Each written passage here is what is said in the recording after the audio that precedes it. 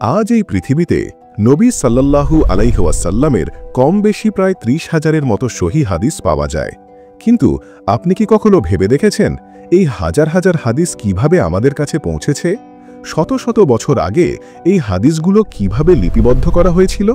আজ থেকে প্রায় ১৪০০ বছর আগে যখন নবী সাল্লাল্লাহু আলাইহি ওয়াসাল্লাম সাহাবীদের কোনো হাদিস শোনাতেন, তখন সাহাবীরা তা মুখস্থ করে নিতেন এবং পরে অন্য মুসলমানদের তা শোনাতেন। কারণ তখন আরবে কবিতা আর ইতিহাসের একটা সমৃদ্ধ সংস্কৃতি ছিল। মানুষ এগুলো তাদের সন্তানদের শোনাত। তার পাশাপাশি আরবরা রাতে আসর বসাত, যেখানে তারা কবিতা পাঠ করত। সেই কারণে অনেক সাহাবীও কবি ছিলেন, যেমন হজরত হাসান বিন সাবিত রাদিয়াল্লাহু তাআলা আনহু। নবী সাল্লাল্লাহু আলাইহি ওয়াসাল্লাম তার সম্পর্কে বলেছিলেন, হাসানের কবিতা আমাদের শত্রুদের ওপর তীরের মতো আঘাত হানে। এই কারণে আরবদের স্মরণ শক্তি খুব শক্তিশালী ছিল। তারা অনেক কিছু সহজে মুখস্থ রাখতে পারত। সাহাবীরা যখন নবীজির থেকে কোনো হাদিস শুনতেন, তখন তারা দল বেঁধে বসে তা পরস্পরের মাঝে শেয়ার করে মুখস্থ করতেন। যদি কোনো সাহাবী কোনো হাদিস বর্ণনা করতেন, তাহলে তাকে জানাতে হতো এই হাদিস তিনি কার কাছ থেকে শুনেছেন আর সেই ব্যক্তি কার কাছ থেকে শুনেছে। এরপর সেই হাদিস যাচাই করা হতো। যেমন যদি একজন সাহাবী কোনো হাদিস বলতেন, অন্য সাহাবীরা তা যাচাই করতেন তারাও কি এই হাদিস শুনেছেন কিনা। এমনকি কিছু সাহাবী অনেক মাইল পাড়ি দিতেন শুধু এই জন্য যাতে এমন কোনো সাহাবীর কাছ থেকে হাদিস শুনতে পারেন যিনি সরাসরি নবীজি থেকে শুনেছেন। এভাবে সাহাবীরা তাবেঈদের, যারা নবীজির যুগ পাননি, হাদিস শোনাতেন। এই তাবেঈ হাদিসের পাশাপাশি তার সনদ, যার মাধ্যমে হাদিস এসেছে, মুখস্থ রাখতেন। যেমন এই হাদিস তিনি কার কাছ থেকে শুনেছেন এবং সেই ব্যক্তি কার কাছ থেকে শুনেছে।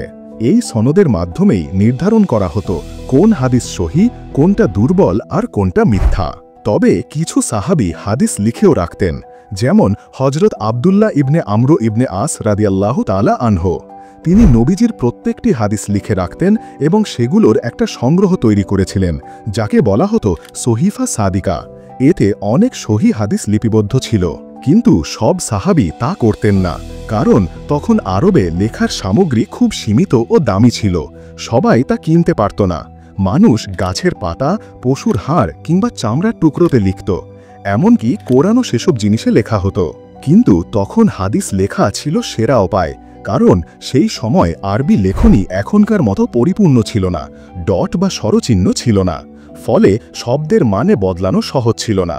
উপরন্তু এই লেখা সংরক্ষণ করা এবং পরবর্তীদের কাছে পৌঁছে দেওয়া সহজ ছিল।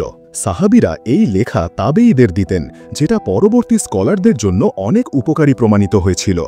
এই স্কলাররা আবার হাদিসগুলো যাচাই করে নিতেন। নবী সাল্লাল্লাহু আলাইহি ওয়াসাল্লাম খুব খেয়াল রাখতেন কে হাদিস লিখছে।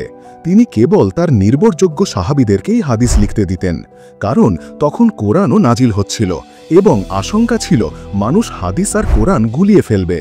এই কারণে তিনি সাহাবীদের সতর্ক করতেন যে আমার নামে মিথ্যা বাণী রচনা করে সে যেন জাহান্নামে নিজের জায়গা নিশ্চিত করে।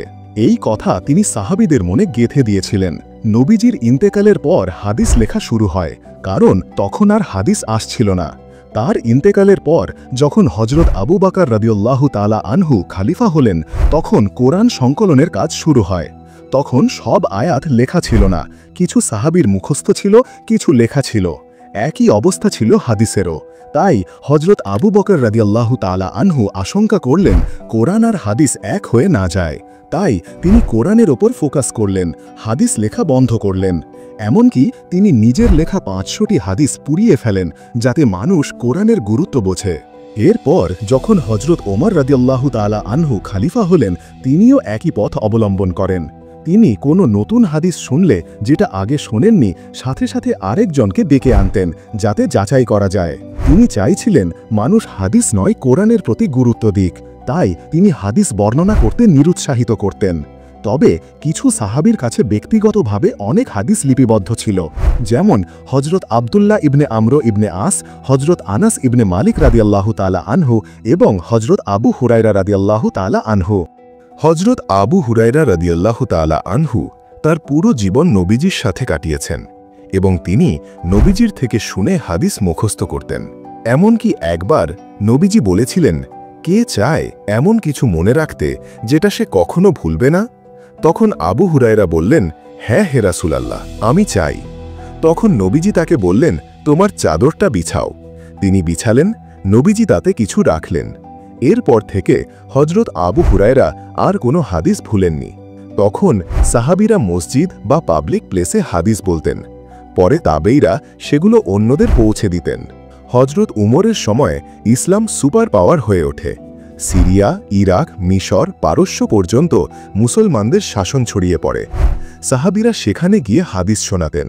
হজরত উসমানের সময়ও কোরআনের ওপর গুরুত্ব দেওয়া হয়, হাদিস নয়। এরপর যখন উমাইয়া খেলাফত এলো, তখন ইসলাম আরও বিস্তার লাভ করল। উত্তর আফ্রিকা, স্পেন, মধ্য এশিয়া, এমনকি ভারতের অনেক অংশেও ইসলাম ছড়িয়ে পড়ল। কিন্তু তখন একটা সমস্যা দেখা দিল। এই খেলাফতের সময় গৃহযুদ্ধ চলছিল। এই খেলাফত ইসলামের ইতিহাসের সবচেয়ে খারাপ শাসন ছিল। তারা হাদিসকে বিকৃত করে নিজেদের রাজনৈতিক উদ্দেশ্য পূরণ করত। এই পরিস্থিতি দেখে স্কলাররা চিন্তিত হয়ে পড়েন। এভাবে যদি চলে তবে ইসলামের শিক্ষা বিকৃত হয়ে যাবে। তখন আল্লাহ এক মহৎ মানুষকে প্রেরণ করেন, উমর বিন আব্দুল আজিজ। তিনি ছিলেন ষষ্ঠ খলিফা, এক পরহেজগার ও ন্যায়পরায়ণ মানুষ। খলিফা হওয়ার পরই তিনি হাদিস সংরক্ষণের গুরুত্ব বোঝেন এবং তার সব গভর্নরকে নির্দেশ দেন হাদিস সংরক্ষণ করতে। তিনি বহু স্কলার ও হাদিস বিশেষজ্ঞ নিয়োগ দেন। তারা হাদিসের সনদ যাচাই করে বই আকারে সংরক্ষণ করেন। এটা দেখে আরও স্কলাররাও হাদিস যাচাইয়ে মনোযোগ দেন। এভাবেই ইলমুল রিজালের সূচনা হয়। স্কলাররা এখন হাদিস যাচাই করতেন, যেটা সহি তাতে সহি ট্যাগ, দুর্বল হলে জাইফ ট্যাগ। তারা বিভিন্ন এলাকা ভ্রমণ করতেন। কুফা, মদিনা, মক্কা, বসরা, সিরিয়া, এই শহরগুলোতে বহু হাদিস সংরক্ষিত ছিল। এই সময়েই হাদিস বই আকারে সংরক্ষিত হয়। এরপর উমাইয়া খেলাফতের পতন ঘটলে আব্বাসি খেলাফত আসে। তারা শিক্ষা বিস্তারে বড় ভূমিকা রাখে। বাগদাদে বাইতুল হিকমা নামে ইসলামের বৃহত্তম বিশ্ববিদ্যালয় প্রতিষ্ঠিত হয়, যেখানে বিজ্ঞান, রসায়ন, জীববিদ্যা, পদার্থবিজ্ঞান পড়ানো হতো। এখানেই জন্ম নেয় বিখ্যাত মুসলিম বিজ্ঞানীরা আল খারিজমি, ইবনে খালদুন, ইবনে সিনা। এই পরিবেশে হাদিস সংরক্ষণে স্কলাররাও উন্নতি করেন। ইমাম বুখারী ও ইমাম মুসলিম জন্ম নেন। তারা লক্ষাধিক হাদিস যাচাই করে প্রায় ৭,০০০ হাদিস নির্বাচন করেন। ইমাম বুখারীর সংকলন সহিহ বুখারী নামে পরিচিত। এছাড়া ইমাম আবু দাউদ, তিরমিজি, নাসাই, ইবনে মাজা তারাও হাদিস সংকলন করেন।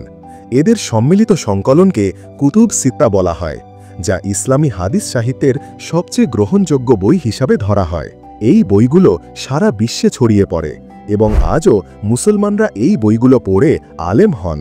তবে যদি শিয়া হাদিসের কথা বলা হয়, তা অনেকটাই আলাদা। কারণ শিয়া হাদিস বেশি নেওয়া হয়েছে আহলে বাইত ও ইমামদের থেকে। শিয়া হাদিসগুলো খুব যত্ন সহকারে লিপিবদ্ধ করা হয়েছে।